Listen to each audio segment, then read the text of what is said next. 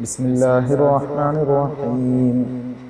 الحمد لله رب العالمين، والعاقبة للمتقين، والصلاة والسلام على سيد المرسلين وعلى آله وأصحابه وأزواجه وذرياته وأتباعه وأهل بيته أجمعين.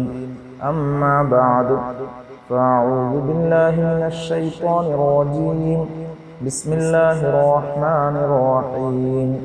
لقد كان لكم في رسول الله أسوة حسنة لمن كان يرجو الله واليوم الآخر وذكر الله كثيرا. صدق الله العلي العظيم.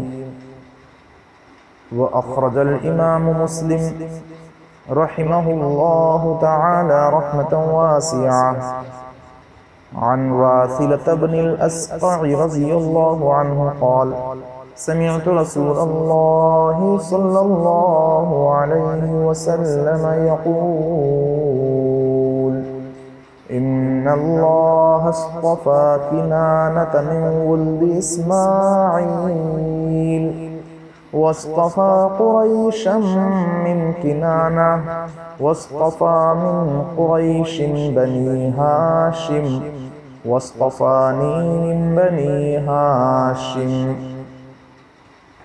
وأخرج الإمام البخاري ومسلم رحمهما الله تعالى رحمة واسعة عن جبير بن مطعم رضي الله تعالى عنه قال: سمعت النبي صلى الله عليه وسلم يقول: إن لي أسماء، أنا محمد، وأنا أحمد، وأنا الماحي الذي يمحو الله بي الكفر، وأنا الحاشر الذي يحشر الناس على قدمي، وأنا العاقب والعاقب الذي ليس بعده نبي، أو كما قال النبي صلى الله عليه وسلم.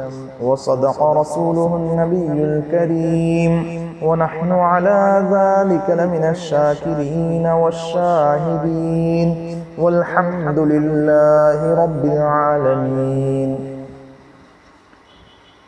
معزز مکرم بزرگوں، دوستوں اور دینی ایمانی بھائیوں،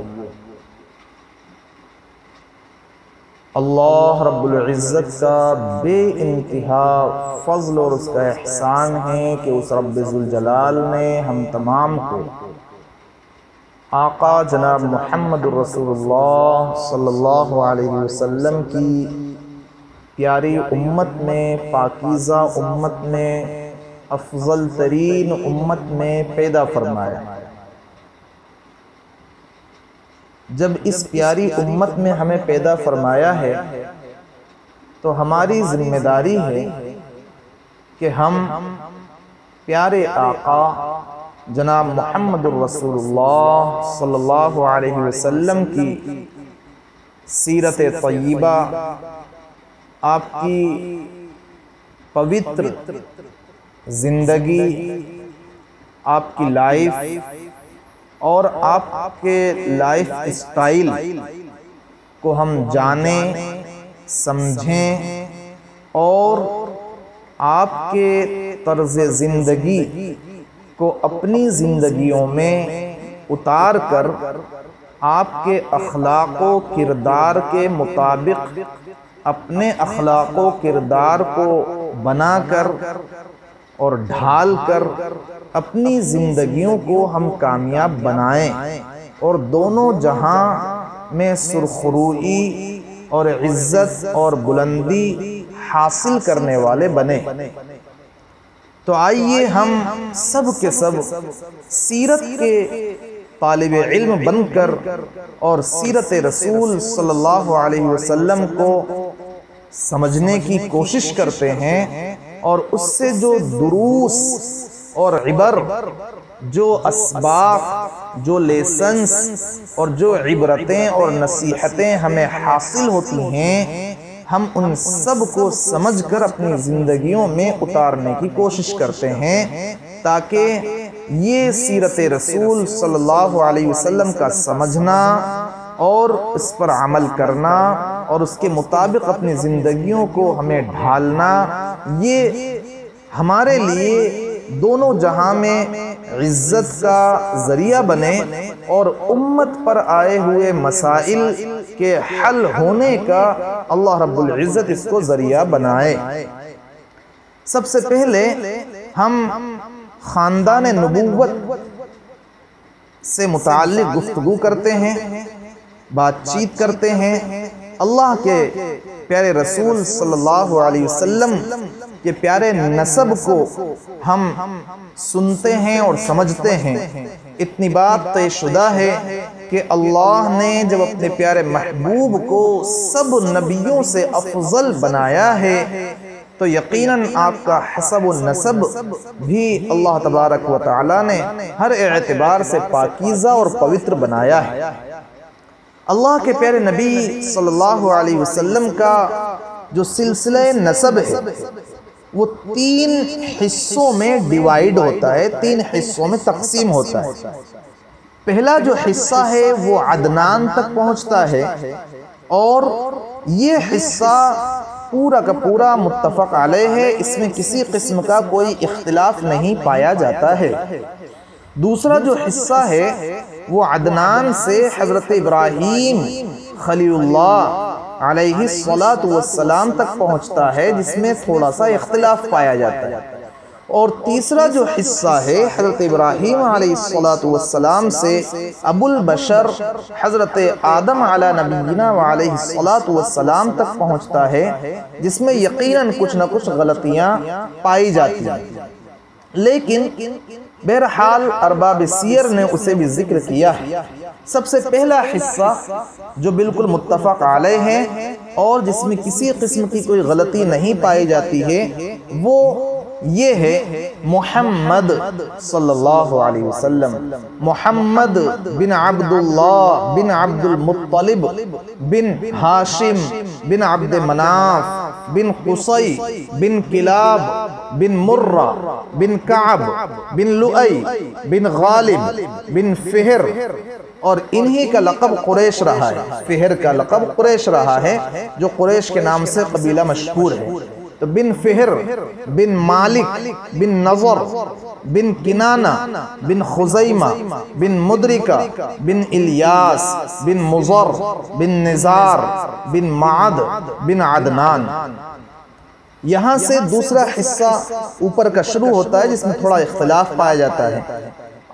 عدنان بن عد بن حمیسع بن سلامان بن عوس بن بوز بن قمول بن ابی بن عوام بن ناشد بن حزا بن بلداس بن یدلاف بن طابخ بن جاحم بن ناحش بن ماخی بن عیض بن عبقر بن عبید بن الدعاء بن حمدان بن سنبر بن یثربی بن یحزن بن یلحن بن ارعوا بن عیض بن زیشان بن عیصر بن افناد بن ایہام بن مقصر بن ناحث بن زارح بن سمی بن مزی بن عوضہ بن عرام بن قیدار بن اسماعیل ذبیح اللہ علیہ السلام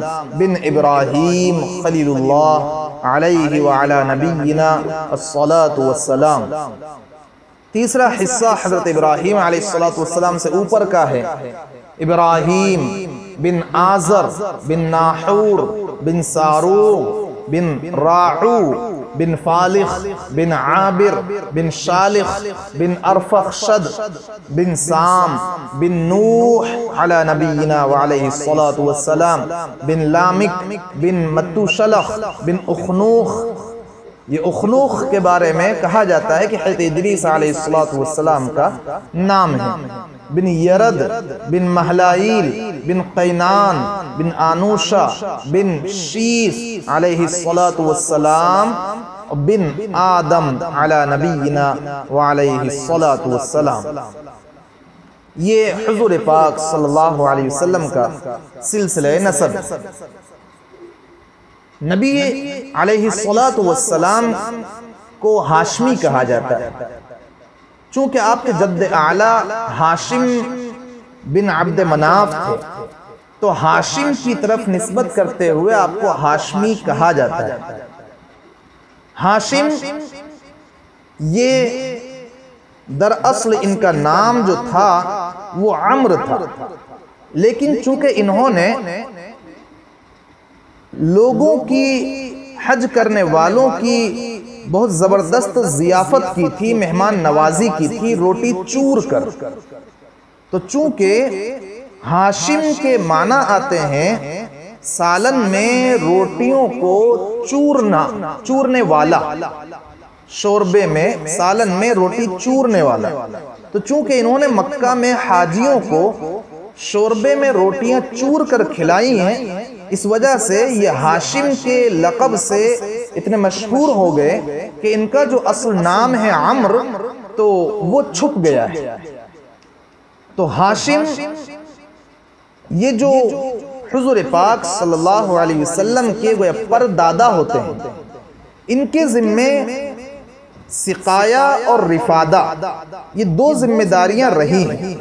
سقایا یعنی کہ حاجیوں کو پانی پلانے کی ذمہ داری، جس کی شکل یہ ہوا کرتی تھی کہ حوض میں حاجیوں کے لیے پانی بھر دیا جاتا تھا اور اس میں کچھ کھجوریں اور کشمش ڈال کر اسے میٹھا بنا دیا جاتا تھا۔ جب حجاج اکرام مکہ آتے تھے حج کرنے کے لیے تو اسے نوش کیا کرتے تھے، اسے پیا کرتے تھے، تو یہ ذمہ داری بھی ان کے پاس رہی۔ اور رفادہ یعنی کہ حاجیوں کی میزبانی، حاجیوں کی مہمان نوازی، بطور ضیافت کے کھانا تیار کرنا اور کھلانا، یہ بھی انہی کے ذمے ہوا کرتا تھا۔ تو سقایا اور رفادہ یعنی کہ حاجیوں کے پانی کا نظم کرنا، میٹھا پانی پلانا اور مہمان نوازی کرنا، یہ ان کی بڑی عظیم الشان خدمت ہوا کرتی تھی۔ بہرحال یہ جو ہاشم تھے، حضور کے جد اعلیٰ، حضور کے گویا پردادا، ان کا ایک اہم ترین واقعہ یہ پیش آیا تھا کہ یہ تجارت کے لیے ملک شام تشریف لے گئے۔ راستے میں مدینہ منورہ پہنچے تو وہاں قبیلہ بنو نجار کی ایک خاتون سلمہ بنت عمرو سے انہوں نے شادی کی، کچھ دنوں وہیں ٹھہرے رہے، پھر بیوی کو حالت حمل میں، امید کی حالت میں ہی میکے میں چھوڑ کر یہ ملک شام کے لیے روانہ ہو گئے، اور وہاں جا کر فلسطین کے شہر غزہ میں ان کا انتقال ہو گیا۔ ادھر سلمہ کے بطن سے بچہ پیدا ہوا۔ یہ واقعہ سن 497 عیسوی میں پیش آیا۔ اب یہ بچہ پیدا ہوا، بچے کے سر کے بالوں میں ذرا سفیدی تھی، وائٹنیس تھا، اس لیے سلمہ نے یعنی بچے کی ماں نے اس بچے کا نام شیبہ رکھا، اور یثرب میں یعنی کہ مدینہ منورہ میں اپنے میکے کے اندر ہی اس بچے کی پرورش کرتی رہی۔ آگے چل کر یہی بچہ عبد المطلب کے نام سے مشہور ہوا، جو دادا عبد المطلب کہے جاتے ہیں، یعنی حضور پاک صلی اللہ علیہ وسلم کے دادا ہوتے ہیں۔ ادھر ایک عرصے تک خاندان ہاشم کے کسی انسان کو اس بچے کا علم بھی نہیں ہو سکا کہ ہاشم وہاں گئے تھے اور شادی ہوئی تھی اور بچہ پیدا ہوا۔ اس سلسلے میں ہاشم کے گھر والوں کو پتہ نہیں چل پایا۔ ادھر یہ ہوا کہ ہاشم کے پاس جو عہدے تھے سقایا کا اور رفادہ کا، تو ہاشم کے ایک بھائی تھے مطلب، یہ عہدے، یہ منصب، یہ ذمہ داریاں ہاشم کے بھائی مطلب کو ملی، اور یہ بھی اپنی قوم میں بڑی خوبی اور عزتوں کے مالک سمجھے جاتے تھے۔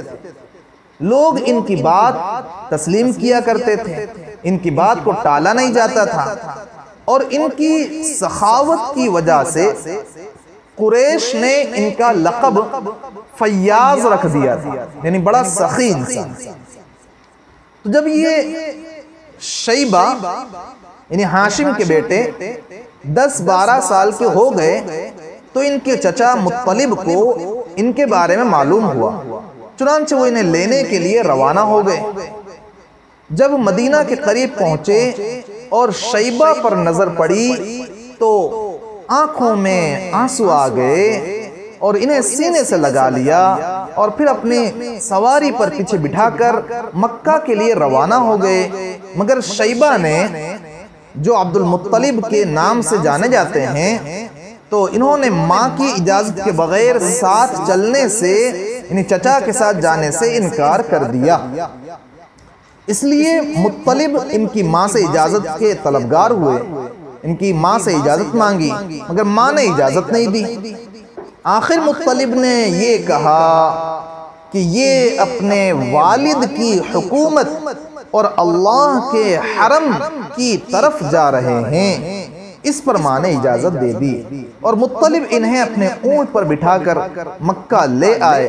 مکہ والوں نے دیکھا تو کہا یہ عبد المطلب ہے، یہ بچہ عبد المطلب ہے، یعنی مطلب کا غلام ہے۔ مطلب نے کہا نہیں نہیں، یہ میرا غلام نہیں ہے، بلکہ یہ تو میرا بھتیجا ہے، یعنی میرے بھائی ہاشم کا بیٹا ہے۔ پھر شیبہ نے مطلب کے پاس پرورش پائی اور انہی کے پاس جوان ہوئے۔ بہرحال لوگ چونکہ عبد المطلب انہیں کہہ رہے تھے، اس وجہ سے عبد المطلب کے نام سے ہی یہ مشہور ہوتے چلے گئے۔ اس کے بعد مقام رومان میں، یعنی یمن کے ایک مقام میں مطلب کی وفات ہو گئی، اور ان کے چھوڑے ہوئے جتنے مناصب تھے، جتنے عہدے تھے، وہ سب عبد المطلب کو حاصل ہوئے۔ عبد المطلب نے اپنی قوم میں اس قدر عزت اور شرافت حاصل کی کہ ان کے آباء و اجداد میں، ان کے باپ دادوں میں کوئی اس مقام کو نہیں پہنچ پایا تھا۔ لوگوں نے انہیں دل سے چاہا اور بڑی عزت انہیں لوگوں نے دی۔ تو بہرحال یہ اللہ کے پیارے نبی صلی اللہ علیہ وسلم کے دادا عبد المطلب کا معاملہ رہا ہے، اور ان کے لیے بیت اللہ کے تعلق سے، یعنی عبد المطلب کے لیے عبد المطلب کے لیے بیت اللہ کے تعلق سے دو اہم واقعات تاریخ میں، سیرت میں ملتے ہیں۔ ایک کا تعلق زمزم کے کنویں سے ہے، اور دوسرے واقعے کا تعلق اصحاب فیل سے ہے، جس کو ہم انشاءاللہ اگلے ایپیسوڈ میں، اگلے سیشن میں ہم اس کو انشاءاللہ العزیز ذکر کریں گے۔ آج یہیں پر ہم اس سیشن کو روکتے ہیں۔ اگلے سیشن میں انشاءاللہ زمزم کے کنویں سے متعلق اور واقعہ فیل سے متعلق ذکر کریں گے۔ اللہ تعالی ہم سب کو حضور پاک صلی اللہ علیہ وسلم کی سیرت طیبہ کو اپنانے کی توفیق عطا فرمائے۔ وآخر دعوانا الحمدللہ رب العالمین۔